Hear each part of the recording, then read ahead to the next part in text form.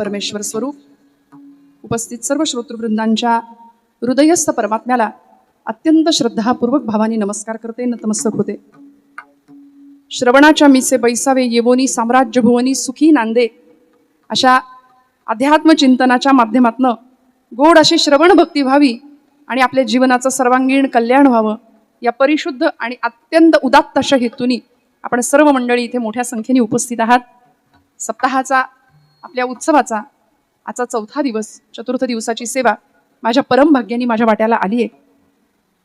खूप जन्मजन्मांतरीचं पुण्य असतं तेव्हा अशा परम पावन आणि पावित्र्य असलेल्या ठिकाणी सेवेची संधी मिळते. माझ्या महत् भाग्याने आपल्या सगळ्यांच्या दर्शनाचा योग आजच्या दिवशी माझ्या वाट्याला आपण सगळ्यांनी उपलब्ध करून दिला. म्हणून सर्व देवस्थानचे पदाधिकारी, अध्यक्ष, विश्वस्त सगळ्यांच्या ऋणात राहते. आजच्या चतुर्थ दिवसाच्या कीर्तनरूपी सेवेकरता निवडलेला अभंग हा जगद्गुरु संतश्रेष्ठ श्री तुकोबराय यांच्या पंचम वेद असलेल्या गाथेमधील अत्यंत सुंदर अशा 4 चरणांमध्ये भगवंताच्या प्राप्तीकरता देवाला नेमक्या कुठल्या साधनाची गरज लागते, देवाला नेमकं काय आवडतं, भक्तीच्या अन्य साधनांपैकी एकच साधन तुकोबराय आम्हाला असं सांगतात की जे साधन आम्हाला भगवंतापर्यंत घेऊन जाईल आणि भगवंताच्या घरात प्रवेश करायला वाव देईल. विठ्ठल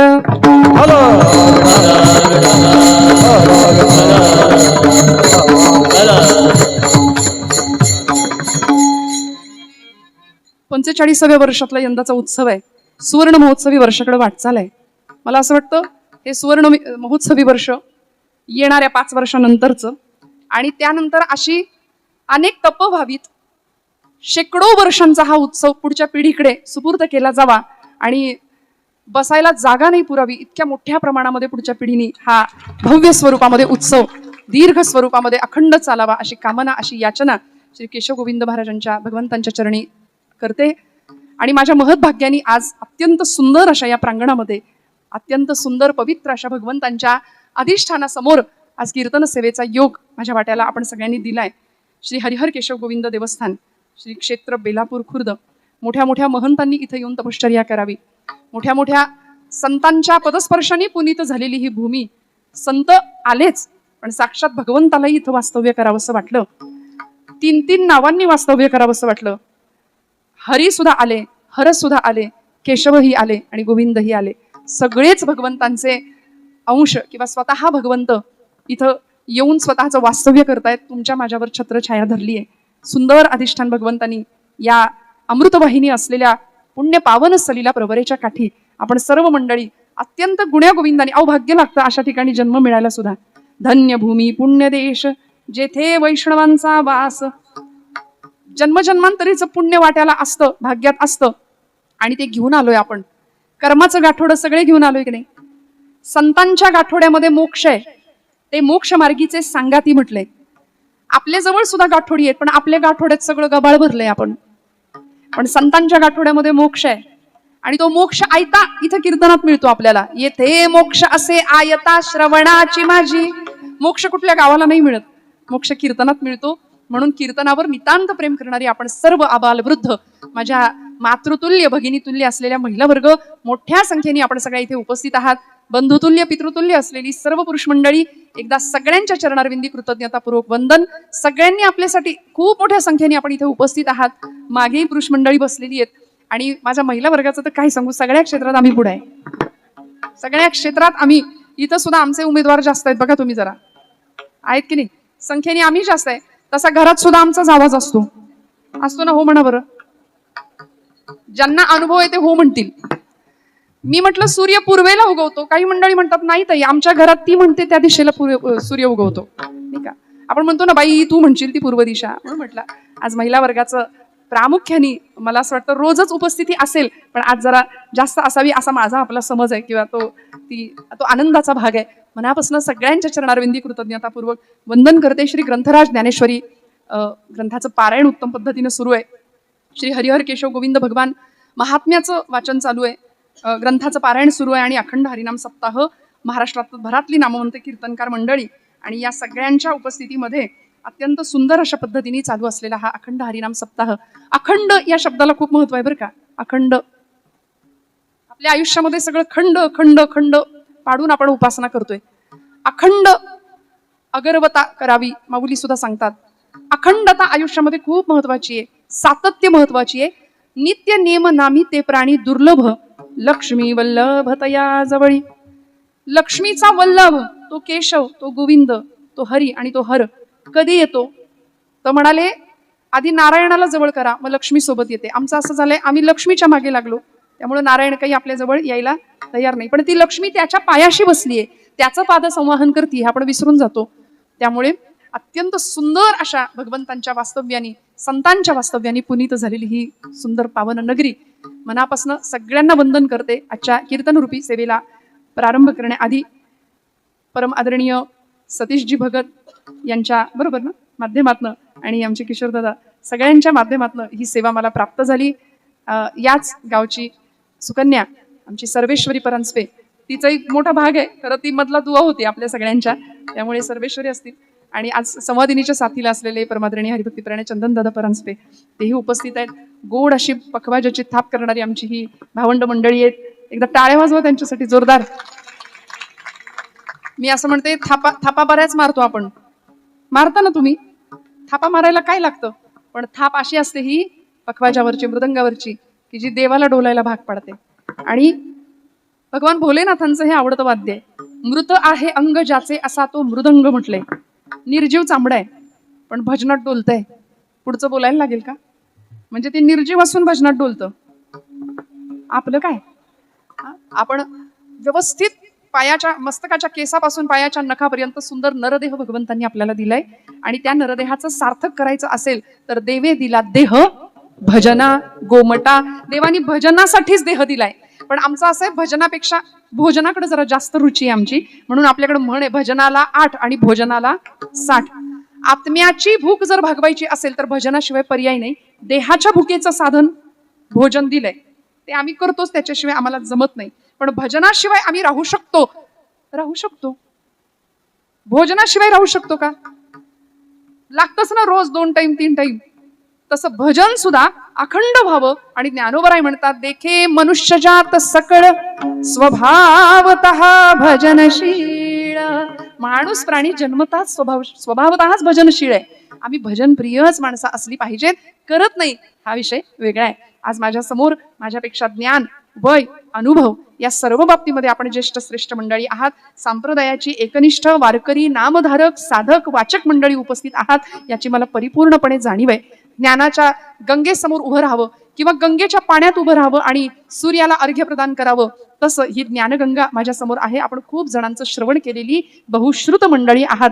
इथं मी आपल्या समोर उभं राहून उपदेशवाणीने बोलणं खरं चुकीचं आहे, म्हणून खूप कळतं म्हणून नाही, आपल्या आशीर्वादाने काही कळावं म्हणून कीर्तन करते. माझ्या सर्व माता भगिनी, सर्व पितृतुल्य असलेला बंधुवर्ग, पुरुषवर्ग सगळ्यांना विनम्र वंदन करते. आमचे सर्व टाळकरी या एकदा महिला वर्गासाठी टाळ्या वाजवा आमच्या खणखणी. आजच आहेत का आपण? रोज असतात तिथे मागे, आज जास्त आहे की नाही? मग टाळ्या वाजवा जोरदार. म्हणजे ते भजनी मंडळ आहे बहुतेक इथलं, हो ना? वा वा. त्यामुळे म्हणून म्हटलं आज आमचाच दिवस आहे असं समजा. आणि आज महाराष्ट्रभरामध्ये अनेक ठिकाणी, मला माहिती नाही इकडचं वातावरण, पण अनेक ठिकाणी महिलांनी कीर्तन करावं की नाही यावर अजून चर्चा सुरू आहेत, वादंग सुरू आहेत, मतभेद सुरू आहेत, विवाद सुरू आहेत. पण अशा ठिकाणी आज भगवंतांच्या या अत्यंत परमपावन ठिकाणी आपण माझी नियुक्ती केली, किंवा आपण आज मला प्राचारण केलं आणि आपल्या सगळ्यांच्या दर्शनाचा योग माझ्या वाट्याला आणून दिला. विणेकरी, सर्व टाळकरी महाराज मंडळी, सर्व गायक मंडळी सगळ्यांना विनम्र भावानी वंदन करून सेवेला प्रारंभ. विठ्ठल.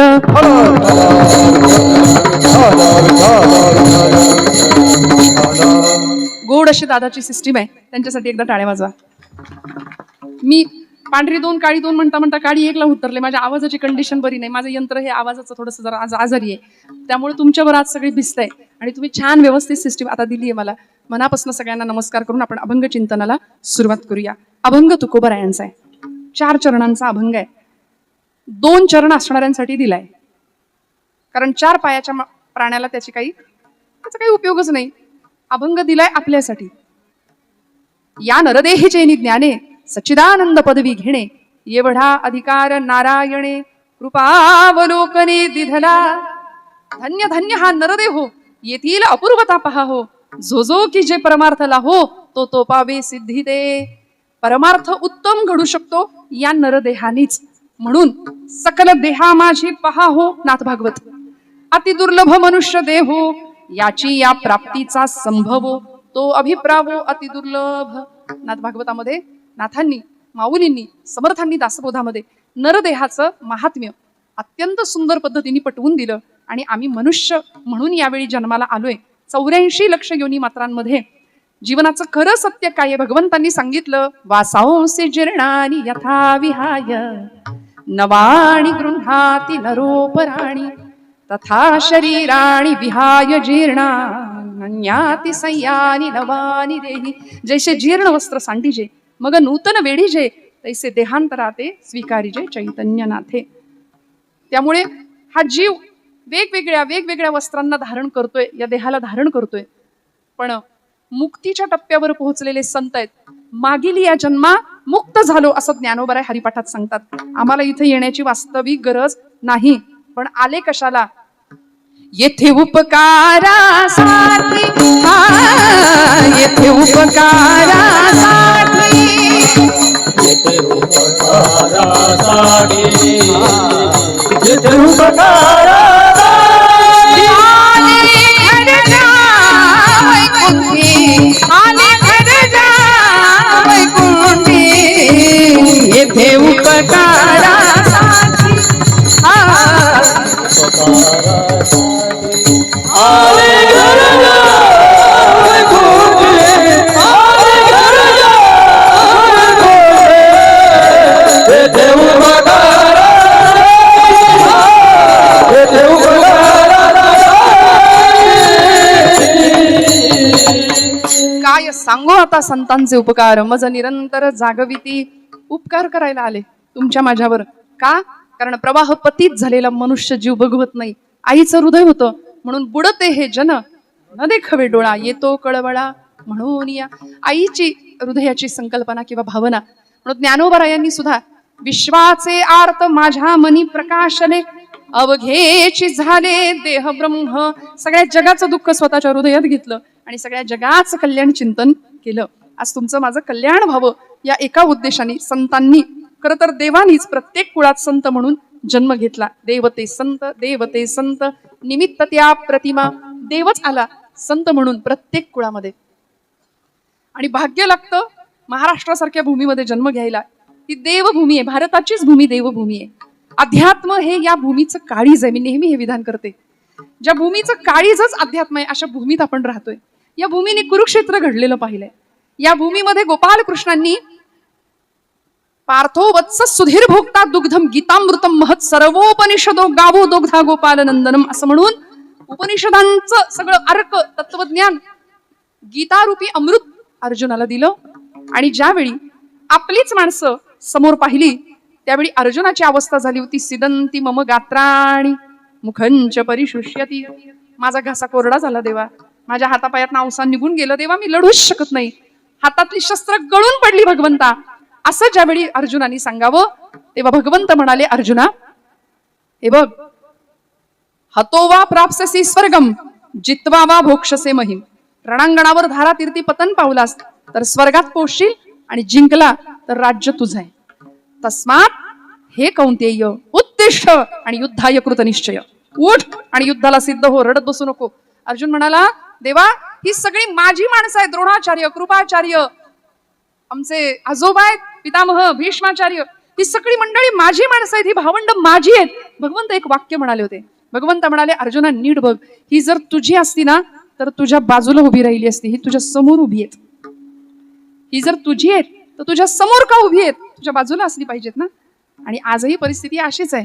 जुन्या काळी दूरदर्शनवर एक गाणं लागायचं बातम्यांच्या आधी की नंतर, मला आठवत नाही, जुन्या माणसांना आठवेल. आमची माती आमची चालीस तुम्हाला माहितीये. मला तेव्हापासून खरंच कळलं, बरोबर आहे म्हटलं, आमची माती आमचीच माणसं करतायत. नाही कळलं का? आमची माती आमचीच माणसं करतायत. पूर्वापार चालत आलेला इतिहास आहे. फितुरीचा रोग फार राष्ट्रघातकी, वैभवास लोळविते साथ फाटकी. फाटकी साथ असल्यानंतर ज्याला करायचंय असा माणूस सुद्धा काही करू शकेना. आज अशी परिस्थिती झाली.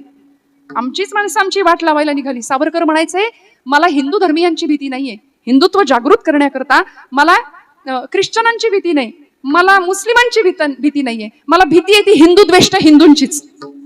कारण आमचीच माणसं आमचा घात करतायत. आपापल्या घात कर, आपापल्या घात कर, शत्रू झालो निदावेदार, शत्रू झालो निदावेदार, तो तू कृपेचा सागर, तू तव कृपेचा सागर, उतरी पार तुका म्हणे,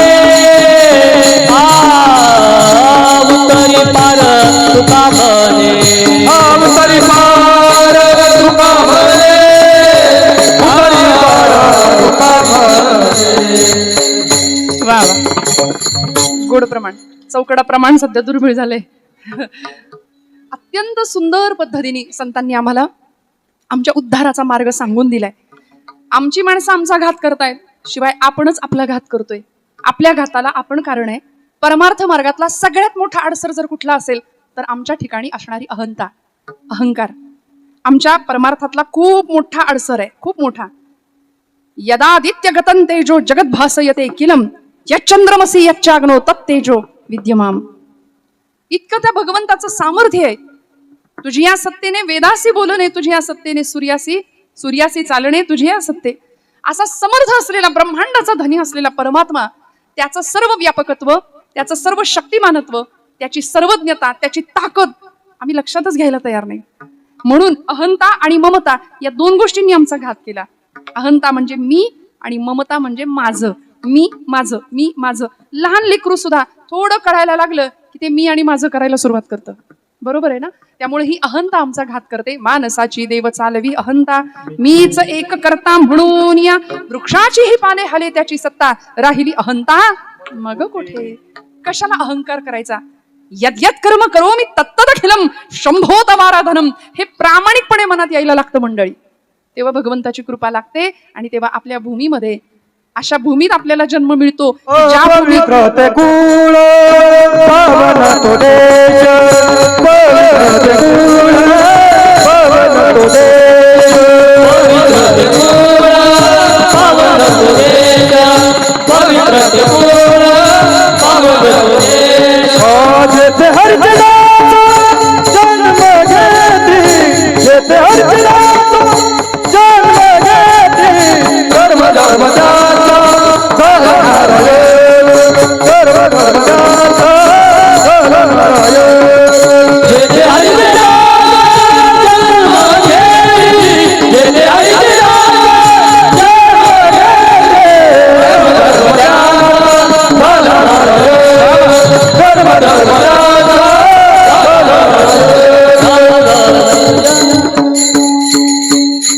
कर्म धर्म त्यांचा झाला नारायण. सगळी कर्म त्याच्या चरणाशी जाऊन पोहोचली. अगा सर्वात्मका ईश्वरा स्वकर्म कुसुमांची वीरा, पूजा केली होय अपारा तोषा लागी. सगळी कर्म देवाच्या चरणावर अर्पण झाली. कर्म धर्म त्यांचा झाला नारायण. का? पवित्र कुळात, पवित्र देशात जन्माला आली. आमचं भाग्य आहे मंडळी, या देवभूमीत जन्माला आम्ही आलोय. पण दुर्दैव आहे, असाही एक समाज आहे की देवभूमीत जन्माला येऊन देवच नाही असं म्हणतात. यांच्या बुद्धीचं काय करायचं? मीठ मोऱ्यात नेऊन दृष्ट काढावी असं मला कधी कधी वाटतं. तुम्ही देवाच्या भूमीत जन्माला आला, जिथं देवानी अवतार घेतला त्या भूमीत तुम्ही जन्माला येता. भारत जो बुद्धीच्या ठिकाणी रत आहे, जो विश्वगुरु म्हणून आज जगाला मार्गदर्शन करतोय, अध्यात्म ज्या भारताची भूमी आहे, अशा भारतामध्ये आम्ही जन्माला येतो. विज्ञान वेगामध्ये प्रचंड वेगाने आपण धावतोय. प्रतिष्ठा देणारं विज्ञान आहे मला मान्य, पण निष्ठा घडवणारं अध्यात्म आहे हे आम्ही विसरतो. विज्ञान प्रतिष्ठा देतं, पण अध्यात्म आमची निष्ठा पक्की करतं. सध्या निष्ठा हा शब्द वापरून वापरून इतका गुळगुळीत करून टाकलाय लोकांनी, त्याला काही अर्थच नाही राहिला. पण तुकोबरायांची निष्ठा, ज्ञानोबांची निष्ठा काय होती हो? आम्हाला देशनिष्ठा माहितीये, पतिनिष्ठा माहितीये, पुत्रनिष्ठा माहितीये, पितृनिष्ठा माहितीये, स्वामीनिष्ठा माहितीये, झालंच तर पक्षनिष्ठा सुद्धा माहितीये. ती चांगली माहितीये नाही का? माणसं उभं राहतात बोलायला, आज मी तुम्हाला पक्षनिष्ठेविषयी सांगतो, तुमचा कितवा पक्ष असं विचारावं लागतं. ही निष्ठा यांची. पण संतांची निष्ठा अशी होती, देह जावो अथवा राहो पांडुरंगी दृढ भावो. आज या धर्माची कामं करणारी आपण सगळी मंडळी आहात. भगवंताच्या साक्षात परमात्मा इथं उपस्थित आहे. आणि किती रूप, देवाचे दोन्ही रूप आज इथं आहेत. म्हणजे काशीला गेल्याचं पुण्य इथं आल्यावर मिळतंय. आज मला आनंद आहे की काशी क्षेत्रामध्ये माझी सेवा घडतीये. एका अर्थी काशी क्षेत्रामध्ये की जी मोक्षाची नगरी आहे, इथं आल्यानंतरही मला असं वाटतं बेलापूर खुर्द या संस्थांमध्ये नक्की आपल्याला आयता मोक्ष भगवंतांनी आणून दिलाय. मोक्ष म्हणजे कुठल्या गावाला नाही, मोक्ष कुठं विकत मिळत नाही. मोक्ष काय असतो? मोक्ष वेगळा, मुक्ती वेगळी. मुक्ती गेल्यानंतर मिळते, पण मोक्ष जिवंतपणे अनुभवण्याचा विषय आहे. जिवंतपणे अनुभवण्याचा विषय म्हणजे मोक्ष आहे. 1.5-2 तासाच्या कीर्तनामध्ये एक क्षण असा येतो की आपण आपले राहत नाही. एक क्षण असा येतो की आपण परमात्म्याजवळ कुठेतरी पोहोचलेला असतो. मंडळी, तो क्षण मोक्षाचा आहे. तो आपला आपण ओळखायचा. अंतःकरण, हृदय गाभारा बनतं आणि देव त्या गाभाऱ्यात येऊन बसतो. हा क्षण मोक्षाचा आहे. त्यामुळे आपण भाग्यवान आहोत. संतांच्या भूमीमध्ये आपण आहोत. तुकोबरायांनी परमात्म्याला प्राप्त करण्याकरता, महाराज म्हणतात, देवाला काय आवडतं याचा विचार आम्ही जास्त केला. आमच्या बाबतीत थोडं वेगळं आहे. आम्हाला काय आवडतं अशी भक्ती करतो. जपजाप्य करतोय, तीर्थयात्रा करतो, दान धर्म करतो, व्रतवैकल्य करतो, संत समागम सगळं आम्ही करतोय. पण भक्तीचं जे फळ मिळायला पाहिजे ते भक्तीचं फळ काही केले आम्हाला मिळत. आवाज सगळ्यांना येतोय माझा? मागे दादा अजून थोडं मला हलकं करून, थोडं प्रेशर येते गळ्यावर. विठ्ठल विठ्ठल.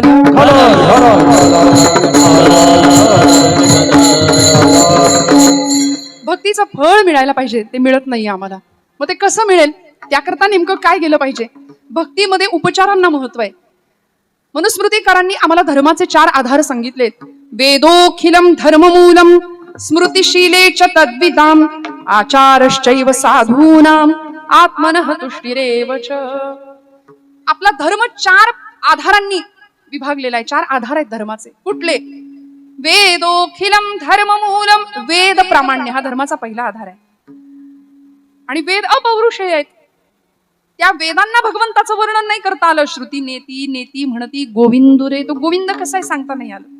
वेद जाणू गेला पुढे मौनावला, वेदला प्राप्त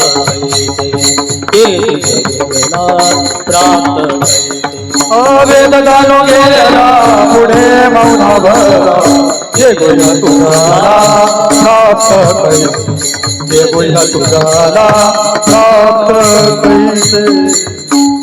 वेद मौनावला असं वर्णन केले. म्हणजे वेद सुद्धा जिथं मुका झाला, वर्णन करता नाही आलं त्या देवाचं. सत्य ज्ञानानंत गगनाचे प्रावरण असा तो भगवंत. त्याचं वर्णन वेदांनाही नाही करता आलं. पण वेदांच्या आधारावर आपला धर्म आधारलेला आहे, वेदांच्या भावनेवर. त्यामुळं वेद हा धर्माचा आधार आहे. वेदोखिलम धर्ममूलम स्मृतिशीले च तद्विदाम. स्मृती, श्रुती, ग्रंथ, पुराण, शास्त्र. कारण तुकोबराय सुद्धा म्हणतात, पाहिली पुराणे धांडोळीली दरुशने.